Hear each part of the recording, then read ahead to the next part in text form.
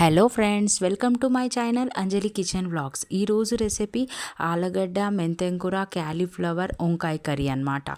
So first నేనేం చేశానంటే vegetables అన్నీ మంచిగా కట్ చేసుకొని అవి వాష్ చేసి పక్కన పెట్టుకున్నాను. ఇప్పుడు నేను 2 ఉల్లిపాయలు సన్నగా కట్ చేసుకొని 4-5 పచ్చిమిర్చిలు మంచిగా కట్ చేసుకొని ఒక ప్యాన్ తీసుకొని అందులో ఆయిల్ పోసి అది గ్యాస్ పైన పెట్టేసి దాంట్లో మంచిగా ఉల్లిపాయలు, పచ్చిమిర్చి యాడ్ చేసేసుకొని దాన్ని మంచిగా ఫ్రై చేసుకున్నాను. ఇప్పుడు ఇందులో నేను టేస్ట్ అకార్డింగ్ సాల్ట్ యాడ్ చేసుకొని బాగా మిక్స్ చేస్తున్నాను. ఇప్పుడు దీంట్లో ఒక్కొక్కటి చేసుకుంటా నేను వెజిటేబుల్స్ని యాడ్ చేస్తున్నాను. సో దీంట్లో మీరు బఠానీలు కూడా వేస్తే బాగుంటుంది ఫ్రెండ్స్. గ్రీన్ బఠానీస్ వేసినా దీనికి టేస్ట్ చాలా బాగుంటుంది. నా దగ్గర లేకుండే కాబట్టి నేను వేయలేదు. ప్రస్తుతానికి ఇప్పుడు ఇందులోనే 3-4 వెజిటేబుల్స్ యాడ్ చేశాను నేను. ఇంకా వెజిటేబుల్స్ యాడ్ చేస్తే తింటారో తినరు అని చెప్పేసి నేనే స్కిప్ చేశాను. సో ఇప్పుడు ఇందులో అల్లం వెల్లిపాయ పేస్ట్ 1.5 స్పూన్ యాడ్ చేసి దీన్ని బాగా మిక్స్ చేశాను.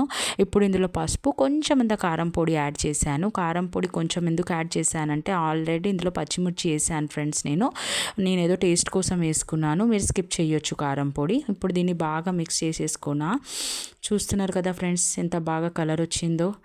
సో ఇప్పుడు దీనిలో నేను బాగా 2-3 టైమ్స్ వాష్ చేసుకున్నాను అనమాట. దీంట్లో మెంతెంకూర, కొత్తిమీర 2 ఉన్నాయి అనమాట. 2 బాగా మంచిగా కట్ చేసుకొని దాన్ని మంచిగా 2-3 టైమ్స్ వాష్ చేసుకొని యాడ్ చేశాను. మెంతెంకూర కట్ చేయలేదు, గిల్లినాను. కొత్తిమీర కట్ చేసుకున్నాను, అలా చెప్పాను అనుకోకుండా. ఇప్పుడు బాగా కడిగేసి దీని లోపల మెంతెంకూర, కొత్తిమీర యాడ్ చేశాను. ఇప్పుడు దీన్ని మంచిగా మిక్స్ చేసుకుంటున్నాను.